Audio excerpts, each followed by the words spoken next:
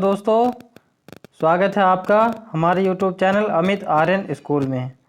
तो दोस्तों, कल हमने नंदवंश तक पढ़ लिया था। आज हम पढ़ने जा रहे हैं मौर्य वंश से पहले कुछ विदेशी आक्रमण जो हुए थे। तो बिल्कुल कहानी की तरह से पढ़ेंगे, आपको वीडियो में ही याद हो जाएगा। तो दोस्तों, दो आक्रमण हुए थे, एक तो ईरानी और दूसरा यूनानी। दो आक्रमण हुए थे भारत पर। तो हम इनके बारे में पढ़ लेते हैं। यूनान में वो है जो सिकंदर था, यूनान से आया था, और ईरानी हम देख लेते हैं। तो भारत में पूर्वी क्षेत्र में मगध एक शक्तिशाली राज्य था। ये अगल बगल के छोटे राजाओं को हराकर भारत के पूर्वी क्षेत्र में राजनीतिक स्थिरता ला दी थी, किंतु भारत के जो पश्चिमोत्तर क्षेत्र पंजाब में छोटे छोटे राजाओं का शासक था, जो कमज़ोर शासक थे। तो दोस्तों, जैसे भारत का मैप बना लेते हैं हम ऐसे छोटा सा। तो यहाँ तो सब बस गए थे उसमें, लेकिन इधर से यहाँ से ईरान के शासक और फारस के शासक यहाँ से आके इधर से आते थे, क्योंकि ऊपर से तो हिमालय है और नीचे से तीन तरह से समुद्र से घिरा हुआ है हमारा भारत। और इधर से आते थे सभी जो शासक आते थे आक्रमणकारी, वो इधर से आते थे पश्चिम की तरफ से। तो यहाँ तो सब मगध का साम्राज्य हो ही गया था इतने हिस्से में तो मगध का शासन हो ही गया था। बाकी ये सब पूर्वी कुछ राज्य बचे थे जहाँ से ये सिकंदर आक्रमण करने वाला था। तो दो आक्रमण हुए थे, एक तो ईरानी और यूनानी। हम उनके बारे में पढ़ लेते हैं। चलिए, भारत में जो प्रथम विदेशी आक्रमण हुआ था वो कहाँ से? ईरान का था। फारस के हखमनी वंश के राजा ने किया था। ये इंपॉर्टेंट है, इसको आप ध्यान रखेंगे। कौन से वंश के राजा? हखमनी वंश के राजा ने। तो हखमनी वंश के जो संस्थापक थे वो कौन थे? साइरस द्वितीय या साइरस सेकंड।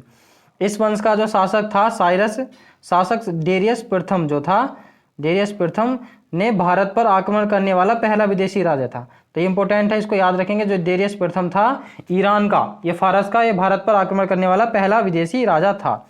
भारत पर आक्रमण करने वाला यह प्रदेश पहला था। इसने कंधार और कम्बोज को हरा दिया था तथा कंधार और कम्बोज को जीत लिया था। इस वंश के जो अंतिम शासक हुए थे वो थे डेरियस तृतीय को सिकंदर ने पराजित कर दिया और हखमनी वंश का इस तरह से अंत हो गया। तो दोस्तों, ये थे ईरानी शासक। कौन से? हखमनी वंश के, जिन्होंने भारत पर आक्रमण किया सबसे पहले। अब हम यूनान के शासक पढ़ लेते हैं जिसने भारत पर आक्रमण किया था। तो यूनान के राजा फिलिप का जो पुत्र था उसका क्या नाम था? सिकंदर। क्या था इसके पिताजी का नाम? राजा फिलिप, जिसने भारत पर आक्रमण किया था। सिकंदर का मूल नाम क्या था? अलेक्जेंडर मैसिडोनियन, इसका यह मूल नाम था। यह बहुत पूछा जाता है पेपर में, याद रखना इसको। इसके बाद है, इसका जन्म कहाँ हुआ था? मैसिडोनिया में 356 ईसा पूर्व में इसका जन्म हुआ था। इसकी पत्नी का नाम क्या नाम था? रुक्साना या रेक्सोना था। इसके घोड़े का नाम क्या था? बुकेफेराल, ब्यूसेफेरोलू और बहुफेकला। ये इसने सारे इसके नाम थे। तो ये ज़्यादा आता है बुकेफेराल, ये इंपॉर्टेंट है, जो इसके घोड़े का नाम था। तथा इसके गुरु का क्या नाम था? अरस्तु। सिकंदर के गुरु का क्या नाम था? अरस्तु। और अरस्तु के गुरु का क्या नाम था? प्लेटो। तो अरस्तु के गुरु का नाम था प्लेटो, जिनको अफलातून कहा गया। और प्लेटो के गुरु कौन थे? सुकरात। तो ये इस तरह से एक कॉम्बिनेशन हो रहा है। देखो, सिकंदर के जो गुरु थे वो तो थे अरस्तु, और अरस्तु के गुरु कौन थे? प्लेटो, और प्लेटो के गुरु कौन थे? सुकरात। और प्लेटो को क्या कहा गया? अफलातून कहा गया। प्लेटो के गुरु जो सुकरात थे, जिन्हें जहर का प्याला देकर मार दिया गया था। तो दोस्तों, ये हमने पढ़ लिया। उसके घोड़े का क्या नाम था? बुकेफराल। और उनकी पत्नी का नाम क्या था? रुक्साना। और उसका जन्म कहाँ हुआ था? मैसिडोनिया में 356 ईसा पूर्व। तो इसने जब भारत पर आक्रमण किया तो छोटे छोटे राज्य थे उधर।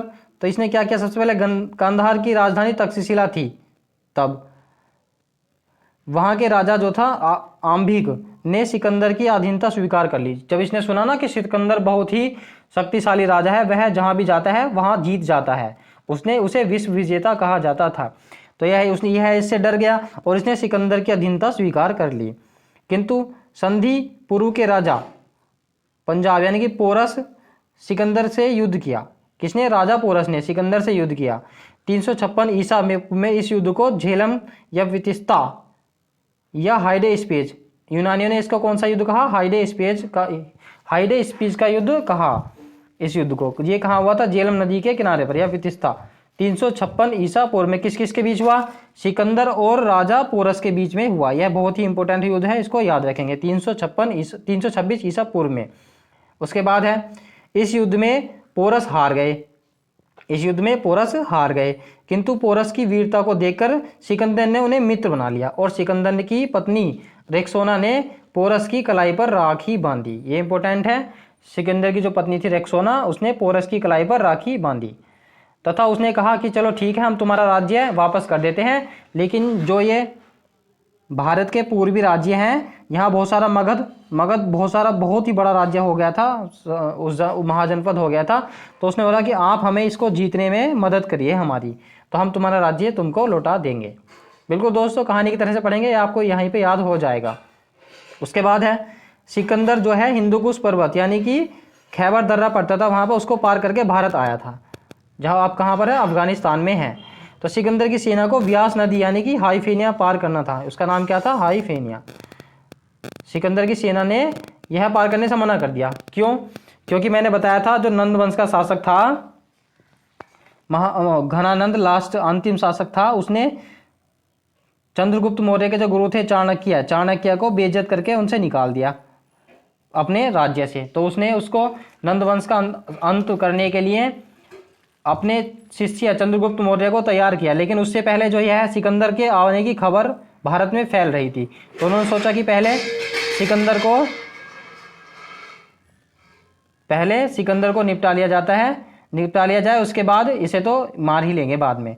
तो इन्होंने अपने सिकंदर खबर फैला दी कि भारत जो है यह एक देवी देवताओं का देश है, जो इस नदी को पार करेगा, व्यास नदी को पार करेगा, वह मर जाएगा 7 से 8 दिन के बाद में। तो उन्होंने बात ना मानी, तो उन्होंने क्या किया, जो कुछ सैनिक उसके नदी पार करके आ गए भारत में, तो उन्होंने वह जादू तो उन्होंने जानते ही थे, विष कन्या पालते थे वो चाणक्य जो थे। चाणक्य नीति इनकी बहुत ही ज़्यादा कारगर साबित हुई। इन्होंने उसके खाने में सैनिकों के, सिकंदर की सेना के खाने में जहर मिला दिया, जिससे सैनिक धीरे धीरे 7-8 दिन के बाद मर गए।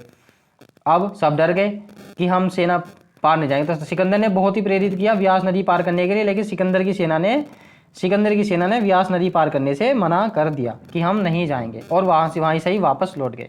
फिर उसके बाद है सिकंदर अपनी सेना को नदी पार करने के लिए बहुत प्रेरित किया, लेकिन उसकी सेना ने पार नहीं किया और अतः सिकंदर लौट गया। जो सिकंदर का थल सेना का सेनापति था सेल्यूकस निकेटर, ये इंपॉर्टेंट है। थल सेना का सेनापति कौन था? Seleucus Nicator. जबकि जल सेना का क्या नाम था उसका? निर्याकस। ये इंपॉर्टेंट है दोनों लाइन, इसको याद रखेंगे। फिर है 323 ईसा पूर्व में इराक के बेबीलोन में डायरिया होने के कारण सिकंदर की मृत्यु हो गई तथा सिकंदर का जो उसका घोड़ा था बुके फराल का मकबरा बेबीलोन में है। उसका भी सिकंदर तथा उसके घोड़े दोनों का मकबरा जो है वो कहाँ पर स्थित है? बेबीलोन में। तो यह क्वेश्चन पूछा जाता है कि सिकंदर की मृत्यु कहाँ हुई? बेबीलोन में हुई थी 323 ईसा पूर्व। तो इस तरह से सिकंदर की कहानी खत्म हुई। तो दोस्तों, चाणक्य ने यह नीति अपनाकर सिकंदर को वापस कर दिया, वरना सिकंदर बहुत ही खतरनाक राजा था। अब ये कुछ इंपॉर्टेंट फैक्ट हैं जो हम पढ़ लेंगे सिकंदर के बारे में। बेबीलोन का जो झूलता हुआ बगीचा 7 अजूबों में से एक है। उसके बाद है सिकंदर भारत में कुशल बढ़ई प्राप्त करना चाहता था, यानी कि अपनी पताका, विजय पताका फहराना चाहता था। सिकंदर को विश्व विजेता इसलिए कहा जाता है कि उस समय यूनान के लोगों को विश्व की जितनी जानकारी थी उसने सभी क्षेत्रों को जीत लिया था, इसलिए उसको विश्व विजेता कहा जाता था। जबकि दुनिया तो बहुत बड़ी है। सिकंदर ने कौन कौन से देश जीते थे? देखिए, हम देख लेते हैं।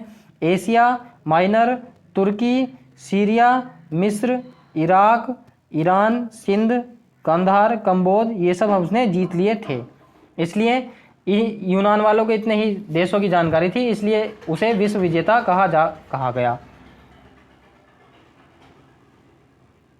तो दोस्तों, इस तरह से हमने सिकंदर के बारे में इंपॉर्टेंट चीज़ें पढ़ ली जिन्होंने भारत पर आक्रमण किया।